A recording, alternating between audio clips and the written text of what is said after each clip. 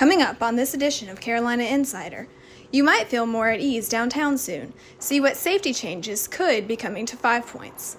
Also, see what hobby is making a comeback. So I think that the time available and the extra funds and everything is propelling it.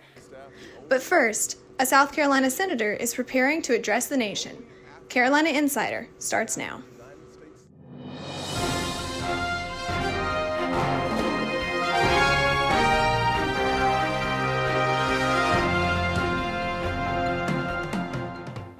Hello, and thank you for joining us. I'm Hannah Wade. Our top story today, a South Carolina senator will deliver the Republicans' rebuttal to President Biden's upcoming address to Congress.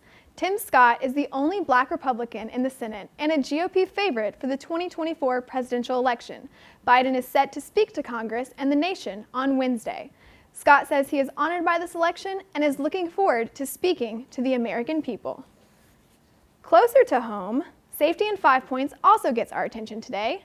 Just recently, the mom of a young man whose assault was caught on camera called for extra measures to protect people who shop or visit there. Here with more on that in the Soda City scene is Daniel Santos down in 5 Points. Daniel? That's right, Hannah. I'm standing in front of the 5 Point Saloon here on Hardin Street, where 24-year-old Logan Atkins was assaulted last month. Logan's mother is outspoken about the incident, saying that the current infrastructure is unable to identify his attackers or provide much of a deterrent. According to WIS City Councilman Will Brennan and Representative Seth Rose, each are coming up with plans to upgrade the camera infrastructure. 5 Points Association President Stephen Cook told us that there have been talks about making the current system better, but when Brennan spoke about it to the media, it was the first time that it was made official. Cook also mentioned he has spoken with Logan's mother since the incident, and that the merchants in 5 Points all want to have better safety measures here in 5 Points. He said he is happy that the new cameras are in the queue to be added to the district, and he wants to work with the city to make sure that it happens. Back to you in the studio, Hannah. Thanks, Daniel. Across South Carolina, the number of people who filed first-time unemployment claims has risen for the 5th straight week. Despite the rise, some local businesses are struggling to find people to hire. One company feeling the pinch is Hood Construction here in the Midlands. They're renovating the Gates apartment complex on Shop Road. The company's CEO says he's hiring and would bring on 15 to 20 more people if he could, but fears his workers won't come back because they're making more on unemployment. It has affected people. People have just kind of said, I can sit home and make X. And, we're worried about if they'll ever come back to work. The Department of Employment and Workforce announced Monday they're reinstating the work search requirement after it was waived for the past year. One industry already making a comeback is sports card trading. As Jake Homan explains, the COVID pandemic appears to be helping that business.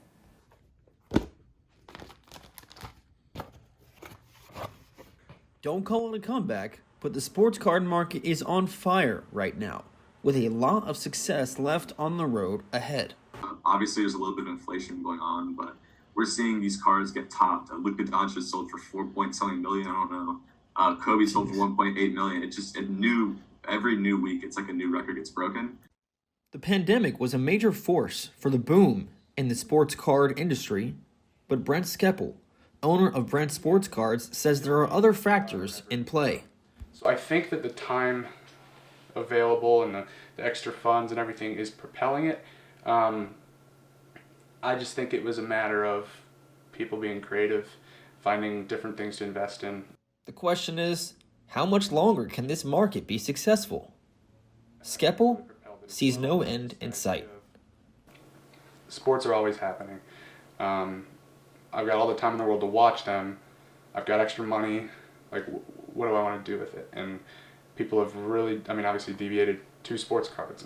Whether you have $500,000 or $500,000 in your pocket to get into the industry, all it takes is one card.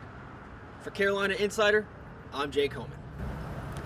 Finally today, if you look out around your neighborhood tomorrow, you might notice a lot more dog walkers than usual.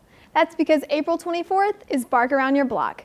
It's a fundraising event for Palmetto Lifeline, a nonprofit organization that saves and cares for homeless animals and helps them get adopted. Teams of pet owners and their animal companions will walk around their neighborhood enjoying a nice day and raising money. If you'd like to support the walk, you can head to palmettalifeline.org/BarkAroundYourBlock 2021. Just click the blue button to donate. That's it for this edition of Carolina Insider, a student production here in the Kennedy Greenhouse studio in the School of Journalism and Mass Communications. Thank you for joining us. We'll see you back here next Friday.